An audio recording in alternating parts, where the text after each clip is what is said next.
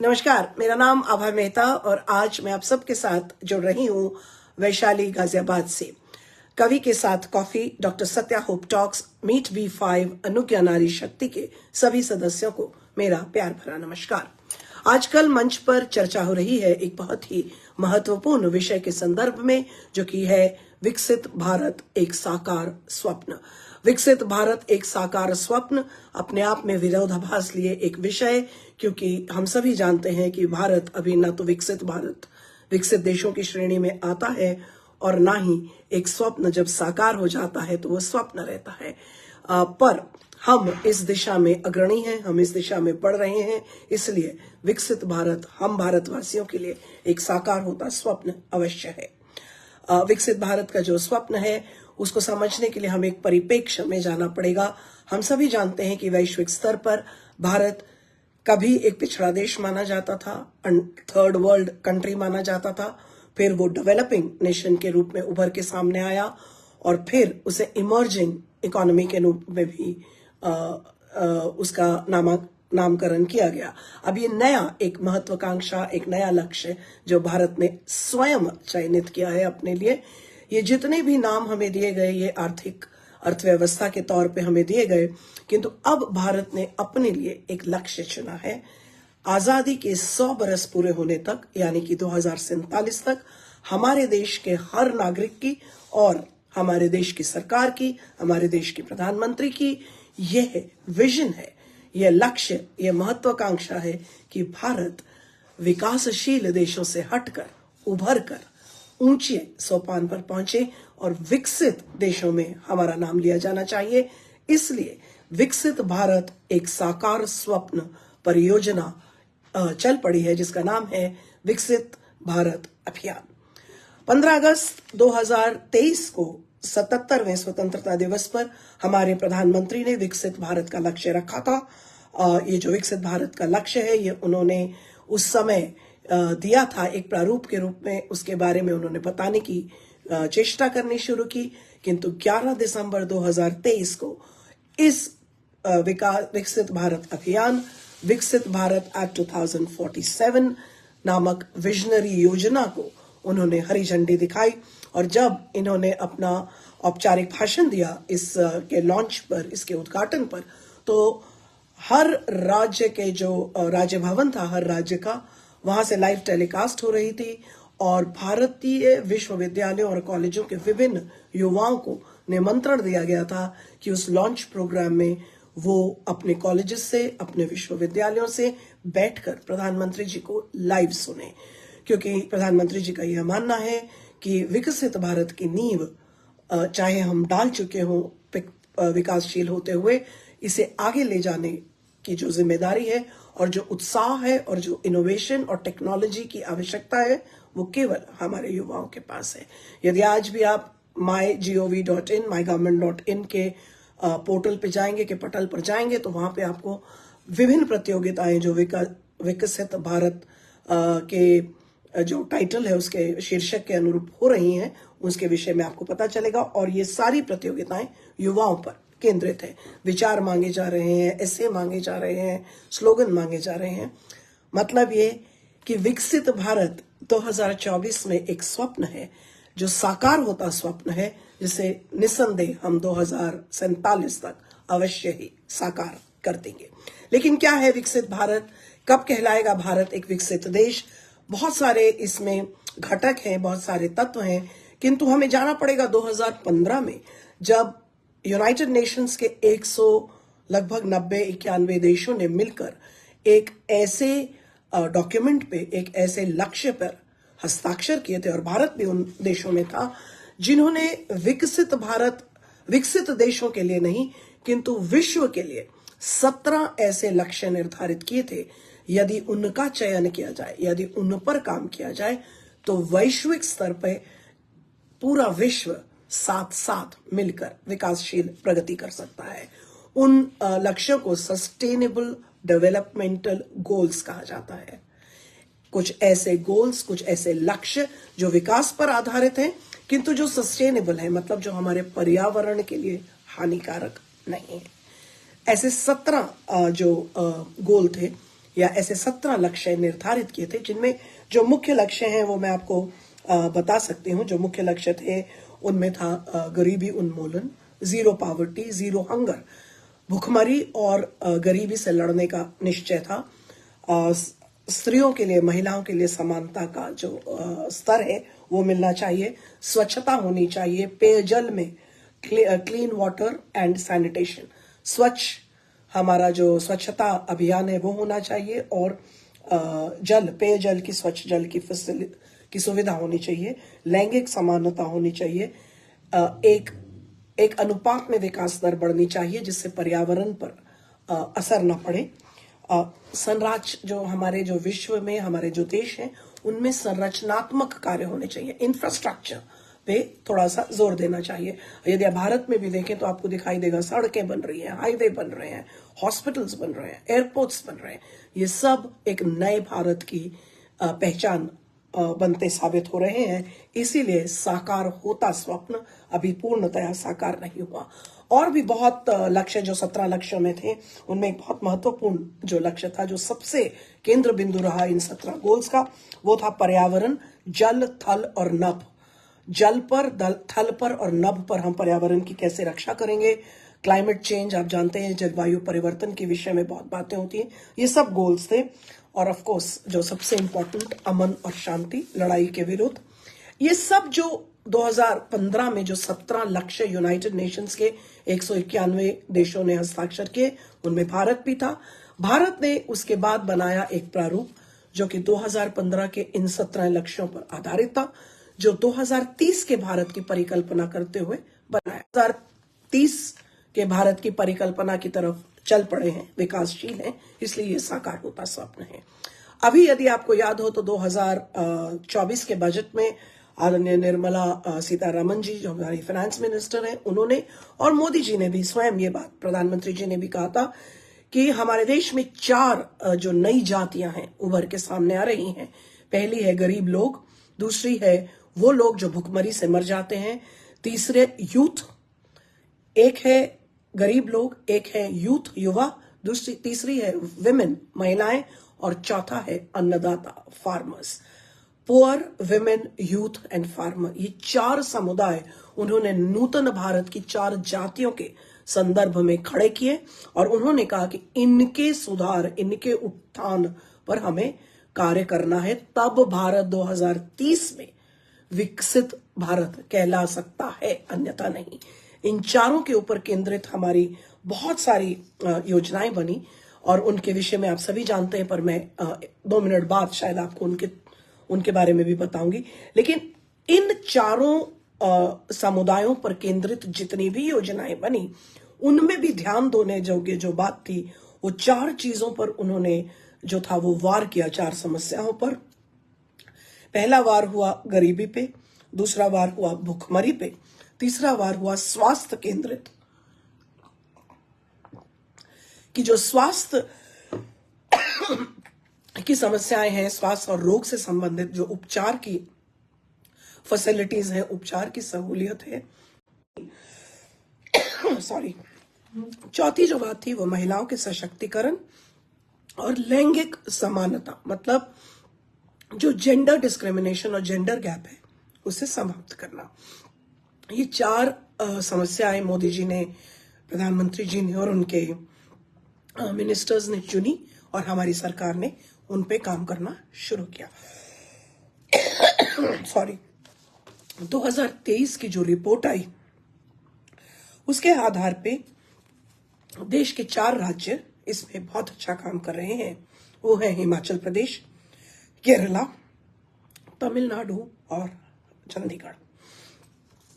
तमिलनाडु में निर्धनता उन्मूलन और जो सस्ती ऊर्जा, जिससे कि गरीबी कम की जा सके, गरीब इंसान भी बिजली प्राप्त कर सके, एक सस्ती ऊर्जा पे उन्होंने कार्यक्रम किया, निर्धनता का उन्मूलन किया।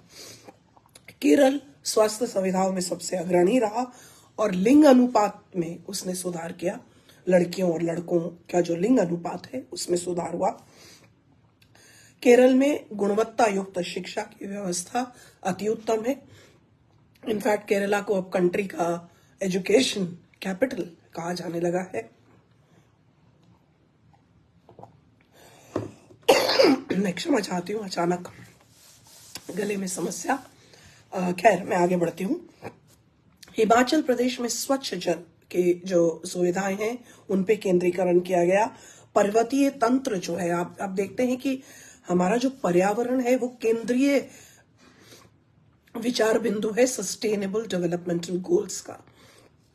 और वो जो पर्वतीय जो तंत्र होता है वहां से समस्या शुरू होते होते नीचे तक आती है, इसलिए उस पूरे तंत्र की सुरक्षा और संरक्षण इसमें हिमाचल ने बहुत काम किया। चंडीगढ़ ने ग्रीन एनर्जी, मतलब जो फॉसिल फ्यूल्स हैं जिनसे धुआं होता है, या जो कोयले की वो फ्यूल्स हैं जिनसे केरोसिन है, ये सब जो उत्पाद है उनके अपेक्षा सौर ऊर्जा या और अन्य ग्रीन सोर्सेज, मतलब जो कि हमारे प्राकृतिक संसाधनों पर बोझ ना बने, उन पे चंडीगढ़ ने काम किया। आर्थिक दर की वृद्धि में चंडीगढ़ का दावा रहा और लैंगिक जो समेतता थी उस पर भी चंडीगढ़ ने बहुत काम किया। एक और जो क्षेत्र जो उभर के सस्टेनेबल डेवलपमेंट गोल्स में आता है वो आता है शिक्षा और सुरक्षित शहर। हमारे देश की जो स्मार्ट सिटी योजना है वो इस गोल के अंतर्गत निर्धारित की गई है। अब हम बात करेंगे शिक्षा के अंतर्गत। आप सभी जानते हैं कि भारत ने शिक्षा प्रौद्योगिकी और तकनीकी स्किल, जिसे हम कौशल कहते हैं, इन तीनों पे बहुत सारा काम किया है। प्रधानमंत्री जी का मानना है, और ये वैश्विक स्तर पर स्थापित हो चुका है, कि अगले 25 सालों में भारत की कहानी भारत का युवा लिखेगा। कैसा होगा भारत, ये भारत का युवा निर्धारित करेगा, क्योंकि उनके पास उत्साह भी है, जोश भी है, वो आगे देखने की, भविष्य दृष्टा होने की योग्यता भी है। इसलिए उन्होंने बहुत सारी जो योजनाएं हैं वो शिक्षा पर आधारित करी हैं। अब आप देखिए कि ये 4 केंद्र बिंदु, अन्नदाता, महिलाएं, युवा और गरीबी, और फिर आप देखिए कि जो अपेक्षाएं की गई थी 17 गोल्स में, जीरो पॉवर्टी, जीरो हंगर, स्वच्छ जल, क्लीन एंड सैनिटेशन, ये सब पे भारत की कितनी योजनाएं। और मैं जल्दी से आपको कुछ बताती हूँ। आयुष्मान भारत स्वास्थ्य पर ध्यान देता है, आरोग्य जन योजना स्वास्थ्य पर ध्यान देता है, सर्व शिक्षा अभियान केंद्रित है शिक्षा पर, बेटी बचाओ बेटी पढ़ाओ महिलाओं पर भी केंद्रित है, और केंद्रित है कि सबका विकास सबके साथ होना चाहिए। Prevention of sexual harassment act जो अभी पास हुआ कुछ साल पहले, इंडिया में लागू हो चुका है कॉर्पोरेट्स में, ये भी सस्टेनेबल महिलाओं का सशक्तिकरण की तरफ एक लीगल जो हाथ है वो बढ़ाया इसने। स्वच्छ भारत अभियान, कौशल विकास, स्मार्ट सिटी, जलवायु परिवर्तन, क्लाइमेट चेंज, ये जो सभी स्कीम्स बनी ये 2015 के 17 सस्टेनेबल डेवलपमेंट गोल्स पर रखी गई। विकास की नींव, भारत के विकास की नींव वैश्विक स्तर पर इन गोल्स पर, इन लक्ष्यों पर रखी गई। एक महत्वाकांक्षी गोल, एक महत्वाकांक्षी लक्ष्य लेकर ये देश जो 1.4 बिलियन रेजिडेंट्स को लेकर साथ चल रहा है, एक पॉपुलेशन को लेकर साथ चल रहा है, उसने एक बहुत बड़ा गोल, बहुत बड़ा लक्ष्य अपने सामने रखा कि 100 बरस की स्वतंत्रता के बाद हम ना तो थर्ड वर्ल्ड और ना ही विकासशील देश रहेंगे, हम विकसित देश रहेंगे। इतनी बड़ी महत्वाकांक्षा के लिए नींव जो डाली गई वो भी बहुत सशक्त होनी चाहिए और सुचारू रूप से डालनी चाहिए।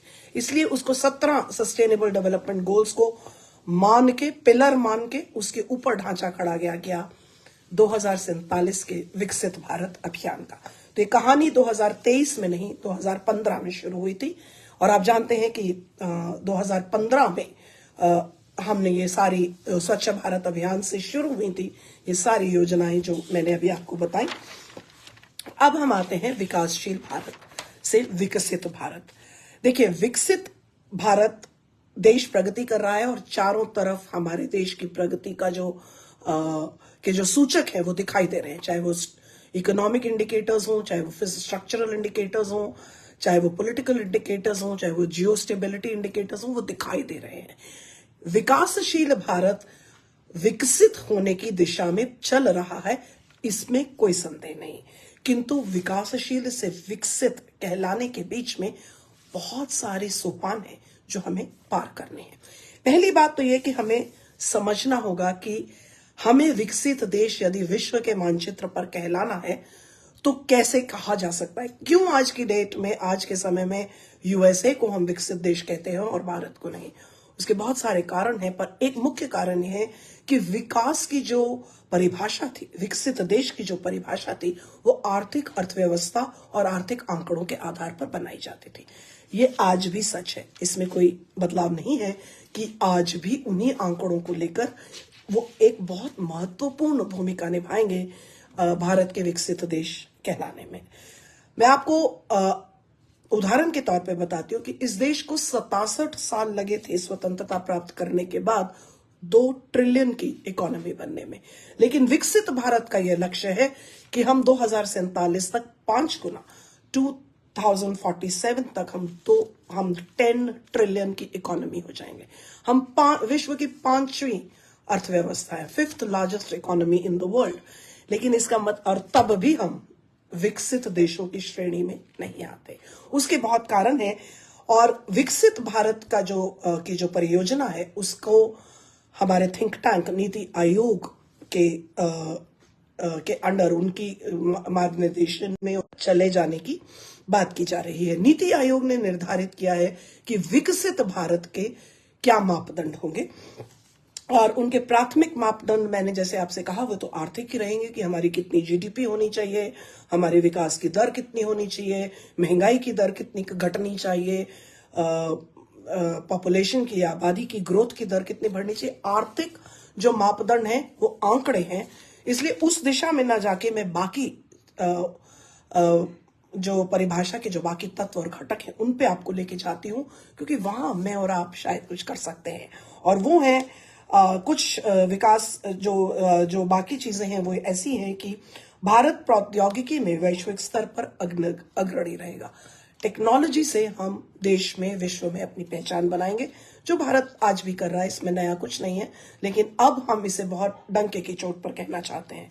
दूसरा, जो इस पटल के लिए हम सबके लिए बहुत महत्वपूर्ण तत्व है, मानव विकास एवं समाज कल्याण के अनुरूप हम एक मॉडल कंट्री, एक आदर्श समाज और देश की रचना करेंगे। मानव विकास और सामाजिक कल्याण के अंदर हम एक मॉडल कंट्री, आदर्श देश और समाज की रचना करेंगे। तीसरी बात, हम पर्यावरणीय संवहनीयता का मतलब होता है सस्टेनेबिलिटी। हम जो सस्टेनेबल डेवलपमेंट का जो है परचम लेकर आगे चलेंगे, हम उसके पक्ष के समर्थक होंगे। पर्यावरणीय संवहनीयता, सस्टेनेबिलिटी ऑफ एनवायरनमेंट, उसके हम समर्थन में रहेंगे। विकसित भारत अभियान के अंतर्गत बहुत सारे घटक हैं, बहुत सारी कार्यशाली है, बहुत सारी योजनाएं हैं, किंतु मैं 3 या 4 ऐसी आधारभूत योजनाएं आपके साथ साझा करूंगी जो हमें पता होनी चाहिए, जो कि नागरिक होते हुए हमें अपेक्षा करनी चाहिए उस तंत्र से जो हम प्रशासन करता है, और उस तंत्र से जो नीचे हमारे स्तर पर आकर, हमारे शहर तक आकर, हमारे तालुका तक आकर हमसे बात करता है। पहला है कि कृषि, जो कि निम्न उत्पादक एक व्यवसाय है, वहां से हम हटेंगे और ऐसे ज्यादा उत्पादन वाले सर्विसेज की तरफ जाएंगे, जैसे मैन्युफैक्चरिंग एंड कंप्यूटर सर्विसेज। उसका बहुत बड़ा कारण यह है कि इंडिया की पहचान ही रही है, we are an agrarian economy. Bharat एक कृषि प्रधान देश है।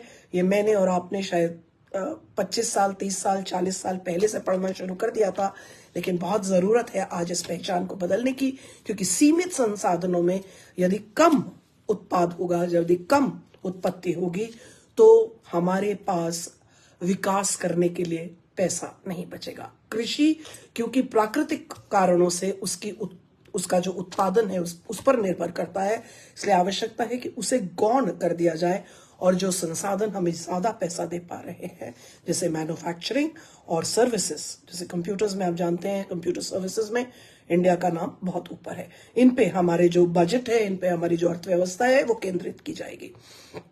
इससे मुद्रा कोष का सटीक प्रयोग भी किया जा सकेगा। दूसरी बात, जो हमारा श्रम बाजार है, आप जानते हैं इंडियन साइंटिस्ट हो, इंडियन स्टूडेंट्स हो, इंडियन मैनेजर्स हो, इंडियन लेबर हो, इंडियन आर्टिस्ट हो, इनकी विश्व में बहुत पहचान हो जाती है।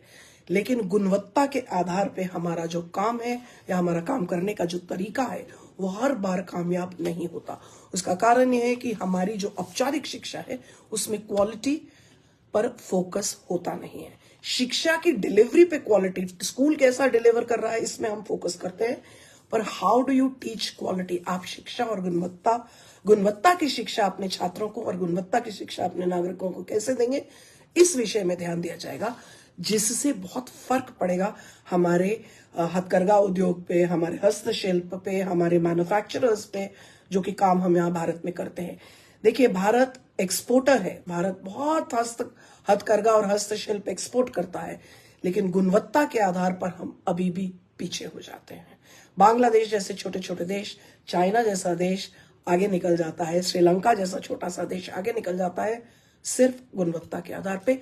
उसका कारण यह है कि हमारे जो श्रमी हैं, जो श्रमवीर, जो श्रमिक काम करते हैं, उन्हें गुणवत्ता का नॉलेज ही नहीं है, ज्ञान ही नहीं है, तो उसके विषय में उन्हें औपचारिक शिक्षा देने की बात की जा रही है। प्रतिस्पर्धात्मक स्तर पर हमें वैश्विक सोचना पड़ेगा। जब हम प्रतिस्पर्धा के लेवल पे आते हैं कि मेरा मतलब, अगर हम एक टेंडर भरते हैं तो इंडिया का टेंडर क्यों रिजेक्ट हो जाता है?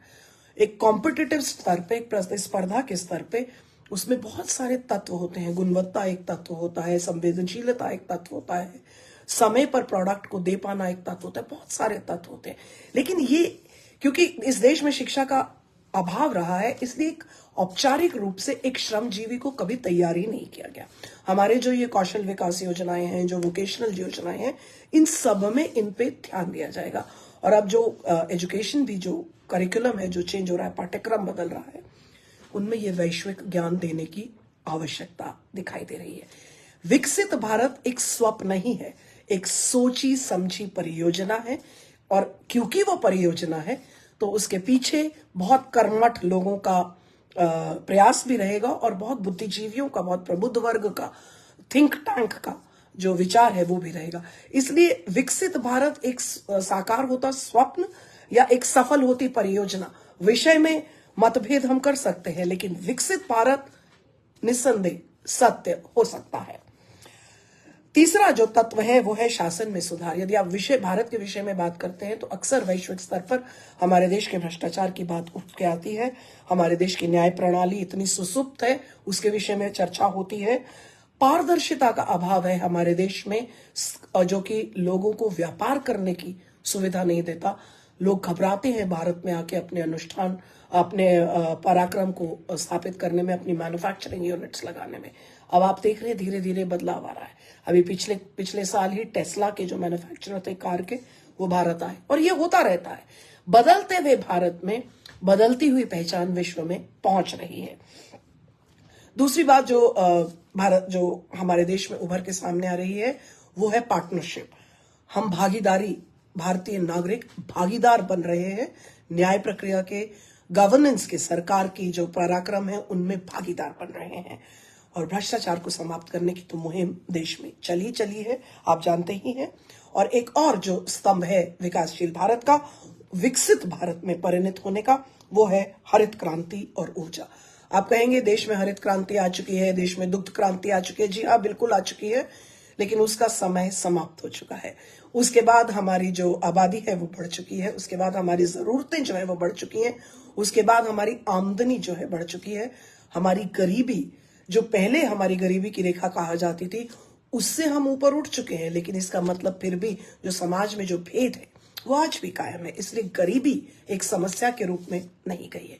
तो ये 4-5 मुख्य तत्व हैं जो हमें समझने होंगे, और इन तत्वों को समेटे हुए है चारों तरफ से शिक्षा और तकनीक, और इन सब के ऊपर है हमारे देश का आर्थिक ढांचा, आर्थिक अर्थव्यवस्था, जो निर्भर करती है हमारी सीमाओं की सुरक्षा पर, जो निर्भर करती है हमारी मुद्रा की दर पर, जो निर्भर करती है हमारे जो कोष है, जो फॉरेन करेंसी के कोष है, रिजर्व्स है, उन पर। तो मैंने जैसे आपसे कहा कि आर्थिक अर्थव्यवस्था के ढांचे पर जाना मैं और आप नहीं कर सकते, लेकिन 2 क्षेत्र ऐसे हैं जिनमें हम निसंदेह साथ दे सकते हैं। पहला है हरित क्रांति। कम से कम हम 1 पेड़ तो जरूर लगा सकते हैं। कम से कम हम जो सौर ऊर्जा की योजनाएं सरकार चला रही है उनके विषय में पढ़कर अपनी जमीनें सौर ऊर्जा के लिए जनरेट करने के लिए यदि देना चाहें तो दे सकते हैं। मैं आपको बताना चाहूंगी कि केरल में जो हमारा घर है, हमने वहां पे जो जितने भी नए दुकानें बनाई या घर बनाए, उन सब में सौर ऊर्जा का प्रबंध किया, क्योंकि सहूलियत अब सरकार देने लगी है सौर ऊर्जा को घर तक लाने की। आर्थिक रूप से जैसे मैंने आपसे कहा, जीडीपी कितनी होगी, इन्फ्लेशन कितना होगा, हमारे देश का डॉलर के मुकाबले में रुपए की क्या कीमत, ये सब मेरे और आपके शायद हाथ में नहीं है, लेकिन 4 चीजें जो हमारे हाथ में है: पर्यावरण की सुरक्षा कीजिए, शिक्षा की तरफ ध्यान दीजिए, शिक्षित होइए, शिक्षा का प्रसार कीजिए, पटल कर रहा है लेकिन अपने तौर पर भी कीजिए। तीसरा, भ्रष्टाचार से दूर रहिए, जहां तक हो सके भ्रष्टाचार से दूर रहिए। और चौथा, जो कि बहुत महत्वपूर्ण है, 2047 का भारत तकनीकी के औद्योगिकी के बिना आगे नहीं सड़ सकता। इसलिए आवश्यक है कि सोशल मीडिया के अतिरिक्त भी थोड़ा बहुत कंप्यूटर्स आप सभी, चाहे किसी भी आयु के हो, जानने की कोशिश कीजिए, क्योंकि एक समय आएगा जब डिजिटल इंडिया सिर्फ एक अभियान नहीं रहेगा, एक ऐसा सच हो जाएगा कि यदि उस वक्त हम एक बार फिर डिजिटल लिटरेसी को लेकर आंकड़े बनाएंगे कि कितने लोगों को डिजिटल आता और कितनों को नहीं आता। इसलिए बेहतर है कि डिजिटल लिटरेसी के लिए आज से ही कार्यक्रम शुरू करा जाए। तो मैंने आपसे जैसे कहा कि बहुत सारे ये तत्व हैं जो हमें विकसित भारत की ओर लेके जाएंगे, लेकिन एक बार फिर से मैं दोबारा से अपने पूरे वक्तव्य को समेट के 4 महत्वपूर्ण चीजें आपको बताती हूं। पहला ये कि विकसित भारत 2047 स्वप्न नहीं है, एक सकारात्मक परियोजना है, और शायद इस परियोजना पे कार्यक्रम प्रारंभ हो चुके हैं। तो मुझे नहीं लगता कि ये एक ऐसी परियोजना है जिसमें हम हारेंगे या असफल रहेंगे। ये एक ऐसा पराक्रम है जिसके लिए सिर्फ इतना ही कहा जा सकता है कि failure is not an option. हारना इसमें एक ऑप्शन है ही नहीं। तो साकार होता स्वप्न ये इसलिए है क्योंकि भारत विकासशील देश है। साकार होता स्वप्न ये इसलिए है कि हम 2024 में बैठे हैं। 23 बरस बाद 2047 है, लेकिन 2024 से पहले 2015 से, पिछले 9 वर्षों से विकासशील भारत की तरफ हमने कदम रखना शुरू कर दिया था, और उसका ढांचा हमें दिया था यूनाइटेड नेशंस के 17 सस्टेनेबल डेवलपमेंट गोल्स में। 2023 में जब उसकी रिपोर्ट आई तो आज भी भारत 112 अंक पे है, उसमें 112वें स्थान पे है। 166 देशों की सूची में 191 देशों ने शुरू किया था, 166 देशों की सूची निकली। हम अभी भी 112वें स्थान पे हैं और हमसे ऊपर हैं बहुत छोटे देश जैसे श्रीलंका, जैसे नेपाल, जैसे बांग्लादेश। उसका एक बहुत बड़ा कारण है कि भारत एक बहुत बड़ा देश है, हमारे देश में बहुत विविधताएं हैं और उतनी ही चुनौतियां हैं। तो इसका यह मतलब नहीं कि हम हार के पीछे बैठ जाए कि जी नेपाल जल्दी विकसित कहलाएगा, हम देर से कहलाएंगे, ऐसा नहीं है। क्योंकि सस्टेनेबल डेवलपमेंट गोल्स में पर्यावरण एक केंद्र बिंदु बनकर उभर कर आया है, और ये एक ऐसा काम है जो मैं पटल की ओर से आप सभी से निवेदन करूंगी कि पर्यावरण संरक्षण की ओर अपना कदम जरूर बढ़ाएं। कम से कम एक पेड़ अपने घर में, अपने परिवार के माध्यम से जरूर लगाएं। हम और कुछ नहीं कर सकते पर्यावरण को लेकर, पर कम से कम हम पेड़ लगा सकते हैं, पेड़ काटने बंद कर सकते हैं, और जहां तक हो सके प्लास्टिक को यूज करना बंद कर सकते हैं। ये बहुत महत्वपूर्ण रहेगा। तो ये मैंने आपसे बोला कि ढांचा बना 2015 में, 17 डेवलपमेंट गोल्स हैं, उनमें 4 बहुत महत्वपूर्ण गोल्स थे, लक्ष्य थे। गरीबी हटाओ, शिक्षा बढ़ाओ, बेटी बचाओ या महिलाओं का सशक्तिकरण करो, और पर्यावरण बचाओ। 17 गोल्स में से ये 4 गोल यदि हम अपने स्तर पर कर सकें तो बहुत अच्छा है। 5वां और 6ठा गोल जो हम कर सकते हैं वो है स्वच्छ जल की सुविधा। तो जल को व्यर्थ न करें, और स्वच्छ भारत, स्वच्छ अपने आसपास स्वच्छता रखें ताकि स्वास्थ्य और रोग में कमी हो। 17 डेवलपमेंट गोल्स, इनके विषय में आप जाके पढ़ सकते हैं, पर मैंने पटल के संदर्भ में सिर्फ ये गोल्स, ये लक्ष्य चुने। प्रधानमंत्री जी ने जो 4 जातियां नए भारत में दी थी वो थी अन्नदाता, युवा, महिला और गरीबी। गरीब को उन्होंने एक जाति, एक समुदाय के रूप में लिया, और जितनी भी हमारी विकास की योजनाएं हैं वो उन्हीं पर केंद्रित है। विकासशील Bharat, what will success look like, हम कब अपने आप को विकसित देश या विकसित भारत कह सकते हैं, वो नीति आयोग ने एक बहुत लंबा चौड़ा खाका खींचा है। हर खाके के नीचे एक इंडेक्स है, एक गुणांक है, और उसमें हमें कुछ स्कोर लेने हैं, कुछ स्तर लेने हैं, तब कहलाएंगे हम विकसित भारत। ये एक स्वप्न नहीं है, ये सोची समझी योजना है। स्वप्न ये इसलिए लगता है क्योंकि भविष्य में होने वाली हर चीज एक स्वप्न लगती है। मैं यही कह सकती हूं कि भविष्य दृष्टा बनना आसान नहीं है, लेकिन भविष्य के विषय में सकारात्मक योजनाएं बनाना हम कर सकते हैं। मैं ये नहीं जानती कि भविष्य हमारे लिए क्या लेके आएगा, लेकिन ये मैं मानती हूं कि कितनी भी चुनौतियां आए, यदि भारतवर्ष में हम सब एक साथ रहेंगे, भारत के देश केंद्रित रहेगा ये देश विकसित होने में, तो हमें विश्व की कोई ताकत नहीं रोक सकती। क्योंकि हमारा लक्ष्य स्पष्ट है, हमारी योजनाएं स्पष्ट हैं, हमारी क्रियान्वयन शैली स्पष्ट है। जो स्पष्ट नहीं है वो मैं आपको बताती हूं। स्पष्ट ये नहीं है कि हमारे आम आदमी को नहीं पता कि विकसित भारत अभियान क्या है। स्पष्ट ये नहीं है कि विकसित भारत अभियान में हमारी भूमिका क्या है।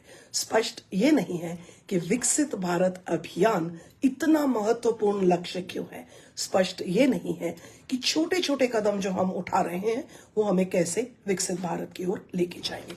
मैंने आज प्रयास किया कि आपको ये चारों तत्व समझाने की कोशिश करूं अपने शोध के माध्यम से। देखिए, जब गरीबी की बात हुई, गरीबी को जब तोड़ा गया और समझा गया नीति आयोग के द्वारा, तो उन्होंने कहा कि क्योंकि हमारी ऊर्जा महंगी है इसलिए लोग खाना नहीं पका पाते, क्योंकि उत्पत्ति कम है कृषि के माध्यम से इसलिए किसान के पास खाने को पैसा नहीं है, इसलिए भूखमरी है, क्योंकि लोगों के पास व्यवसाय नहीं है इसलिए उनके पास पक्के घर नहीं है, क्योंकि लोगों के पास पक्के जीवन के लिए पक्के घर नहीं है और व्यवसाय चाहिए। इन सभी पे केंद्रित है हमारी ये योजनाएं, जो चाहे वो आप जानते हैं उज्ज्वला स्कीम जिसके अंतर्गत मोदी जी ने गैस दी, या जो घर बनाने की जो योजनाएं प्रधानमंत्री आवास योजना के अंतर्गत आता है, प्रधानमंत्री आरोग्य योजना स्वास्थ्य पर केंद्रित है।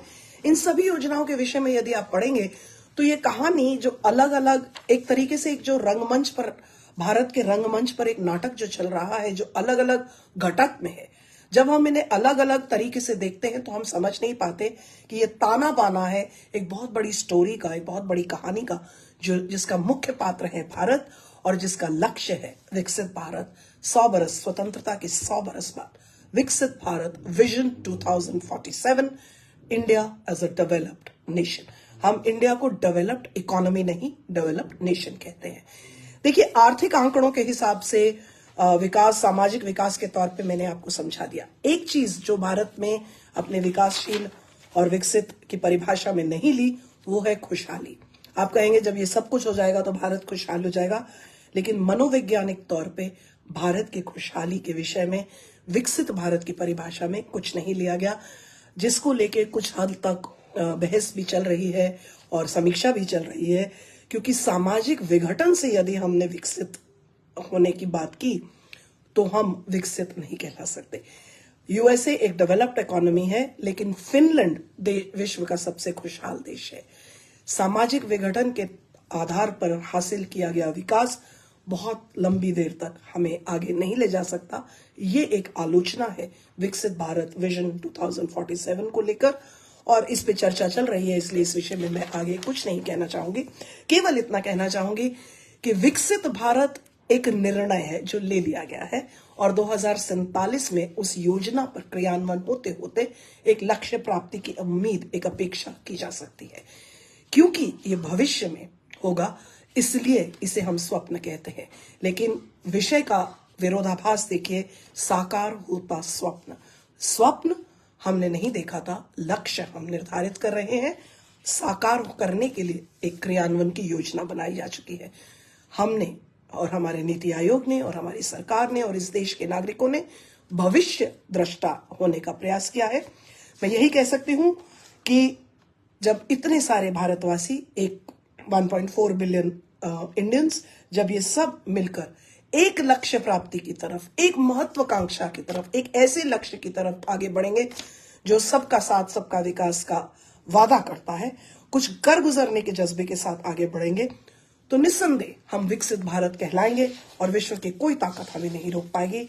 लेकिन फिर भी भविष्य दृष्टा बनना आसान नहीं है, और उसी भाव को लेकर मैंने लिखी है अपनी ये रचना, जो आपको सौंपकर मैं अपनी वाणी को विराम दूंगी।